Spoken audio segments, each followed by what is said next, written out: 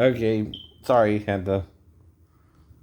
I thought I done deleted my videos earlier from yesterday, but I guess I didn't, or someone somehow pulled them back up.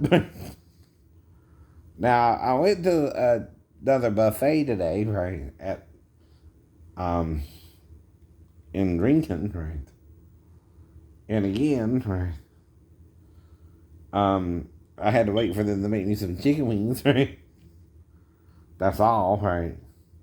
But I thought I'd just sat there unless the lady tipped to me. And I don't remember, right? And then the men are interfering if that happened, right? Now, the problem with that, like I said, is I'm going to punch him with an uppercut to the stomach while he's doing that, right? Following the downward block, see, he just holding his hand back, right? He ain't doing nothing with it. That's not how a real fighter fights. So no.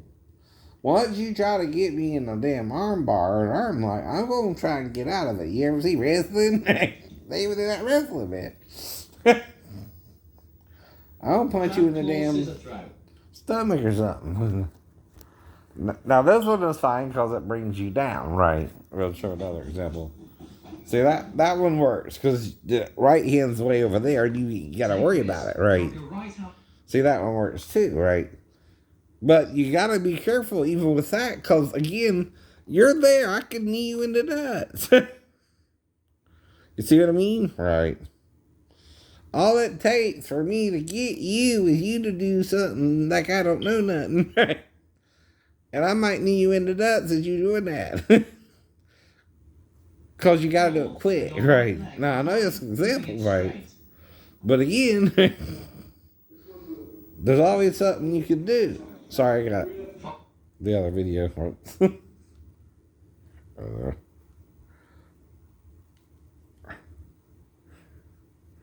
Yeah. Takedown. There you go. Strike to the bridge of the nose using a hammer blow. Right. Attacking sweeping loin. Now, if you do that too slow, I can still knee you as you're going down with the sister throat, right? Or in the groin. Even if my hand ain't in play, right? Because, see, I got to learn how to deal with all the different martial arts if I'm going to, look into it too, right? Well, I know about kneeing, I know about other forms of self-defense, right? So you got to go down there, you got to get your nuts reamed, right? And I'm going to knee you in the nuts. With that attack, for example, right? Let's see what this one is. There you need me first, so that's a good idea. You got both hands occupied, right? See, then you got me, right? Strike with knee to the solar plexus, pivot on the left leg, and sweep your attacker with a rigid right leg.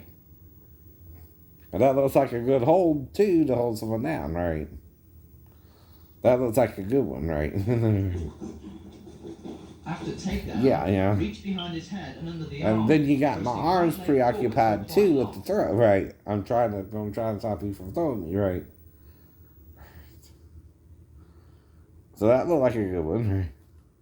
So I'm not saying they're all bad either, like I said, but some of them I might can get you as you're trying to get me, right? With certain techniques, right? Not all, right? All depends on how the person does it, right? I know.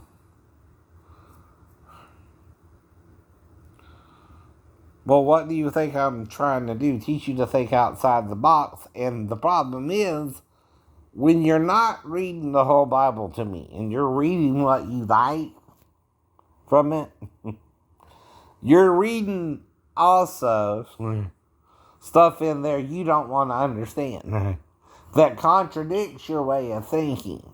When you're doing that, you're stealing information. When Moses has Balaam say God is not a man or the son of man, he's saying something there, right? About the true image of a spirit, right? And you're this close to the truth.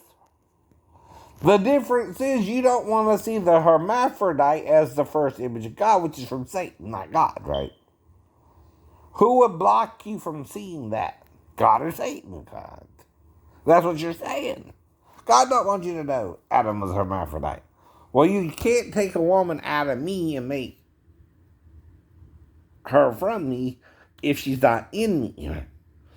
Like now, I can have a child with a woman and it be male or female, right? Because I'm in the reproductive form, right? But the spiritual form of God is what? Both is one, both is one. Why? It's spiritual.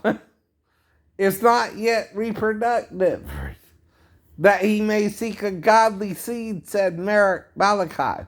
Wherefore one? God. Right? That he may seek a godly seed. Right?